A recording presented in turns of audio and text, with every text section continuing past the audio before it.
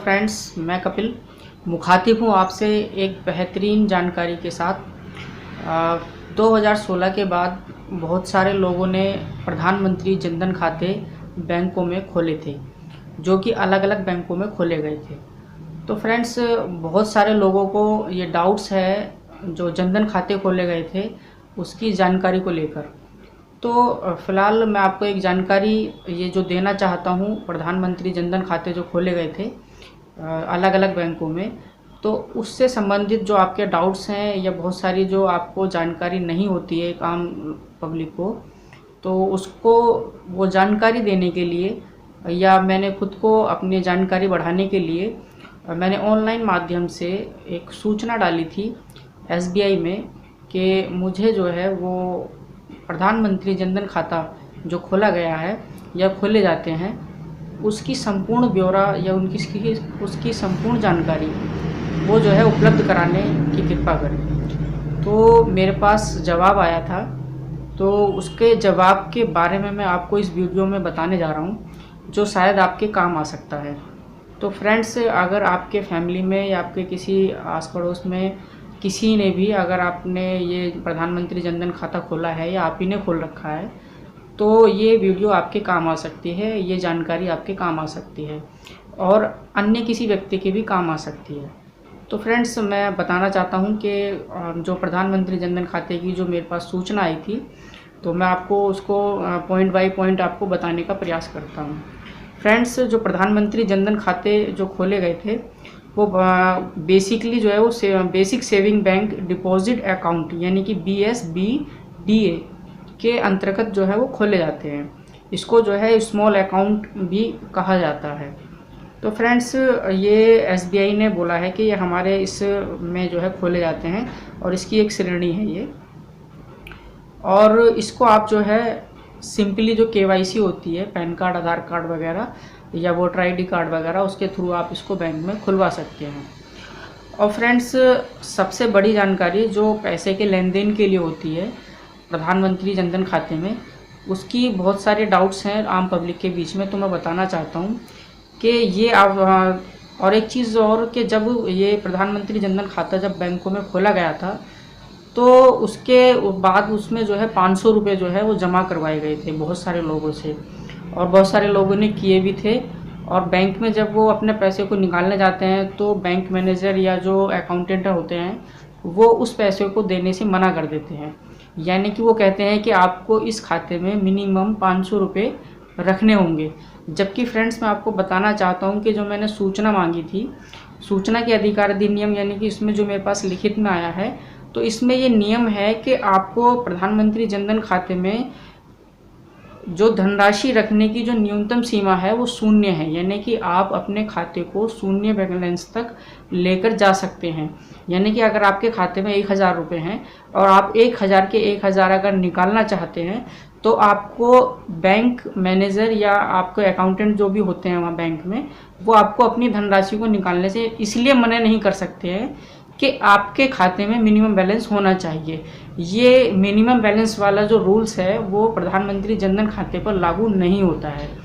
इसके अलावा फ्रेंड्स, जो आपको अधिकतम धनराशि रखने की जो सीमा है वो इसमें बताया गया है कि इसमें कोई अधिकतम निर्धारित नहीं है इसकी सीमा कि आप इसमें कितना बैलेंस रख सकते हैं। इसके अलावा फ्रेंड्स,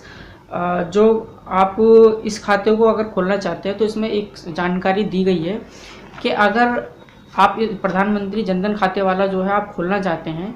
तो इसमें ये आवश्यकता नहीं है, अगर आपके पास कोई डॉक्यूमेंट्स नहीं हैं और आपको खाता खोलना है तो भी आप अपने जो है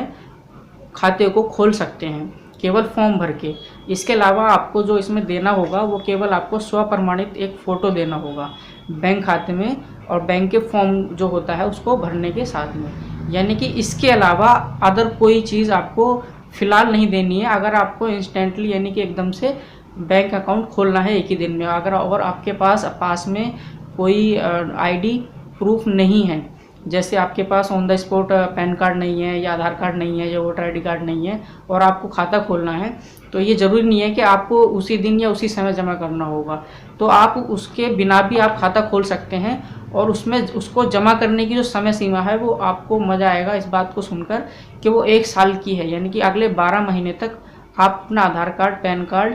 इस चीज़ को जमा कर सकते हैं। अगर आप अगले 1 साल तक खाते में आपने खोला है बिना इसके KYC डॉक्यूमेंट्स के, और आपने वो खाते में जमा नहीं किया है अगले 12 महीनों के अंदर, तो आपके जो खाते की जो लेन देन है वो उसको रोक सकते हैं नियमानुसार। यानी कि अगर आपने सपोज़ आज खाता खोला और अगले 12 महीने तक आपने नहीं जमा किया उसमें डॉक्यूमेंट्स, तो वो आपके खाते के 1 साल बाद आपको ब्लॉक कर देंगे और आपका लेन देन बंद कर देंगे। यानी कि आप खाता खोल सकते हैं लेकिन उसके बाद आपको जमा करना अनिवार्य होता है। इसके अलावा फ्रेंड्स आपको और एक बेहतरीन जानकारी मिलेगी कि इसमें जो है वो जो खाता खोले जाते हैं जनधन वाले, इसमें न्यूनतम सीमा तो शून्य है, लेकिन इसके एक वित्तीय वर्ष में जो जमा की गई धनराशि का जो कुल 1 लाख रुपए से अधिक नहीं होनी चाहिए। यानी कि जो बैंकों का 1 वर्ष का जो वित्तीय वर्ष होता है उसमें जो जमा की गई धनराशि है वो 1 लाख रुपए से अधिक की नहीं होनी चाहिए। और आप इस खाते से, यानी कि जनधन खाते में अगर आपका है और उसमें सपोज़ आपके 20,000 25,000 आपके हैं या ज़्यादा है या कम है, तो आप उसमें मिनिमम जो है, जो मैक्सिमम जो 1 माह में जो आप धनराशि को निकाल सकते हैं वो केवल 10,000 रुपये है। और अगर आपको किसी को हस्तांतरित करनी है तो वो भी 10,000 रुपये ही है। यानी कि आप 10,000 एक माह में 10,000 रुपये से ज़्यादा धनराशि को ना निकाल सकते हैं ना ट्रांसफ़र कर सकते हैं।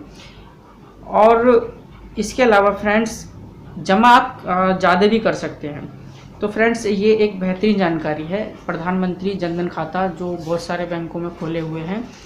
बहुत सारे लोगों को डाउट्स थे तो मैंने सोचा कि इस पर एक वीडियो बनानी चाहिए। फ्रेंड्स एक जानकारी और जो इस सूचना में मैंने मांगी थी एक अलग बिंदु पर, वो ये है कि अधिकतर आपने देखा होगा कि जो बैंकों का लंच करने का जो समय होता है वो 2 बजे से 3 बजे के बीच में होता है। तो उस दौरान क्या होता है कि बैंक में, बहुत सारे बैंकों में तो मैंने यहाँ तक देखा है कि बैंकों में बाहर से लॉक कर देते हैं और अंदर जाने को मना कर देते हैं और ये कहते हैं कि अभी लंच चल रहा है, आप अंदर नहीं आ सकते हैं। जबकि फ्रेंड्स मैं आपको बताना चाहता हूँ कि जो मैंने सूचना के अधिकार अधिनियम में जो मैंने ये सूचना मांगी थी उसमें मेरे पास लिखित रूप में आया है कि मैंने इसमें ब्यौरा मांगा था कि जो बैंकों का जो समय कार्य दिवस होता है वो कब से कब तक होता है और जो भोजन का समय होता है वो कब से कब तक होता है। तो इसमें मेरे को इन्होंने जो है लिखित रूप में दिया हुआ है कि ग्राहक कार्य का जो समय होता है वो सोमवार से शनिवार होता है प्रातः 10 बजे से शाम 4 बजे तक, ये ग्राहकों के लिए होता है। इसमें केवल हर माह के जो है दूसरा और चौथा जो शनिवार होता है वो अवकाश होता है नियमानुसार। इसके अलावा फ्रेंड्स इन्होंने जो भोजन का समय के लिए बोला है, उन्होंने बोला है कि भोजनावकाश हेतु कोई विशिष्ट समय नहीं है। यानी कि ऐसा कोई ज़रूर बैंकों के लिए कोई नियम नहीं बना हुआ है कि 2 से 3 बजे का लंच समय है और आपको अंदर प्रवेश नहीं कर सकते या आपको किसी कार्य के लिए मना कर दें। इसके अलावा इन्होंने लिखा हुआ है कि आमतौर पर दोपहर में 2 बजे से लेकर के 3 बजे के बीच में जो है वो 30 मिनट का जो अवकाश, भोजन अवकाश होता है ग्राहकों के लिए, वो ग्राहकों के कार्य को बिना बाधित किए हुए होता है। यानी कि आप अगर लंच कर रहे हैं तो इसके अलावा रिप्लेस में आपका कोई ना कोई व्यक्ति वहाँ पर होना चाहिए जो आपके कार्य के लिए, यानी कि ग्राहक के कार्य को बाधित किए बिना आपके कार्य को करेगा वहाँ बैंक में। तो बैंक अगर आपको बैंक के बाहर रोकने का प्रयास करता है तो आपको ये पूर्ण अधिकार है कि आप बैंक के अंदर जा सकते हैं और अपने कार्य को करवा सकते हैं। बहुत सारे लोग जानकारी के अभाव में जो है वो अपना शोषण करवाते हैं। तो फ्रेंड्स मैं चाहता हूं कि आप अपना शोषण ना होने दें, अपने अधिकारों को जानें। और बहुत सारे लोग अपने अधिकारों को ना जानने की वजह से अपना शोषण करवाते हैं। मैं अब खुद का एक एग्जांपल मैं देना चाहता हूं कि मैं एक बार मैंने जनधन खाता खोला था, तो मैंने उसमें मैंने एक बार क्या हुआ कि मेरे को पैसे निकालने थे। मैं आपको ईमानदारी से बताना चाहता हूँ कि मैं उसमें 1400 रुपये थे और मेरे को आवश्यकता पड़ी तो मैं 1000 रुपये मैंने उसमें से निकालने के लिए विड्रॉल का फॉर्म भरा। और विड्रॉल का फॉर्म भरने के बाद फ्रेंड्स क्या होता है कि मेरे को ब्रांच मैनेजर द्वारा रोक दिया जाता है। वो कहते हैं कि आपके अकाउंट में 1400 रुपये हैं, आपने जो फॉर्म भरा है विड्रॉल का वो 1000 रुपये का भरा है और आपको मिनिमम बैलेंस जो है वो 500 रुपये खाते में रखना है। तो मेरे को बड़ा अजीब लगा और मैंने उनसे बोला कि सर मैंने जो सूचना मांगी है उसमें तो कहीं ऐसा नियम नहीं है कि आपको मिनिमम बैलेंस 500 रुपये रखना है। तो वो एकदम से हिचक गए और उन्होंने बोला कि आपका कर देते हैं लेकिन किसी और को मत बोलना। तो फ्रेंड्स, ये जानकारी ही आपका जो है हथियार होता है, तो आपको जानकारी ज़रूर रखनी चाहिए अपने खाते से संबंधित और अपने चीज़ों से, अपने अधिकारों से संबंधित। तो फ्रेंड्स, अगर ये जानकारी आपको अच्छी लगी, ये वीडियो अगर आपको अच्छी लगी तो प्लीज़ शेयर करें। मैं आपसे नेक्स्ट वीडियो में फिर से मुखातिब होऊंगा। तब तक के लिए धन्यवाद।